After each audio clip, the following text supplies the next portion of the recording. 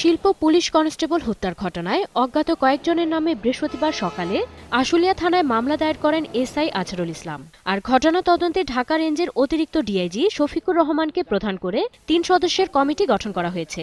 আমরা দেখছি ইনশাআল্লাহ সবকিছুই বের হয়ে গেছে, কোনো ঘটনাই অনুদ্ঘাটিত থাকে না, ধীরে ধীরে সবই বের হয়ে যাবে ইনশাআল্লাহ। ঘটনার পর থেকে আশুলিয়া শিল্পাঞ্চল ঢেকে দেওয়া হয়েছে নিরাপত্তার চাদরে। সাভারের অন্তত 15টি স্পটে চেকপোস্ট বসিয়ে চালানো হচ্ছে তল্লাশি। বিভিন্ন জায়গায় অভিযান চালিয়ে এরই মধ্যে গ্রেফতার করা হয়েছে 7 জনকে। সেখানে কোনো ভিডিও ফুটেজের সিসি ক্যামেরা আছে কিনা সেইগুলো দেখার জন্য আমাদের অফিসার অলরেডি মাঠে আছে। নিরীহ মানুষ হত্যা করা বা এই ধরনের সরকারি সিকিউরিটি অ্যাপারেটাসের উপরে হামলা করার মাধ্যমে যারা করার চেষ্টা করছেন তারা কিছুই অর্জন করবেন না।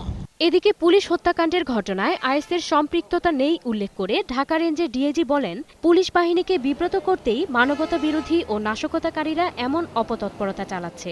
এটা আইএসের ভুয়া পরিচয় দিয়ে এটা করতেছে। আপনারা নিশ্চয়ই এর আগেও দেখেছেন আমাদের যে সমস্ত তদন্ত সংস্থাগুলো আছে, গোয়েন্দা সংস্থাগুলো আছে, তারা সকলেই এ ব্যাপারে তৎপর এবং আইএসের কোনো সংগঠন বাংলাদেশে আছে বলে আমাদের জানা। ঘটনার পর থেকে বারুইপাড়ার নন্দন পার্কের সামনে থমথমে অবস্থা বিরাজ করছে। বন্ধ রয়েছে আশপাশের দোকানপাট। এদিকে নিহত কনস্টেবল মুকুল হোসেনের মরদেহ তার গ্রামের বাড়ি বগুড়ার শিবগঞ্জের দহবলের পূর্বপাড়ায় নেয়ার পর সেখানে নেমে আসে শোকের ছায়া। দুর্ঘটনা তো এখনো আমি শুনতে পারিনি, কিন্তু একটু পরে করছি।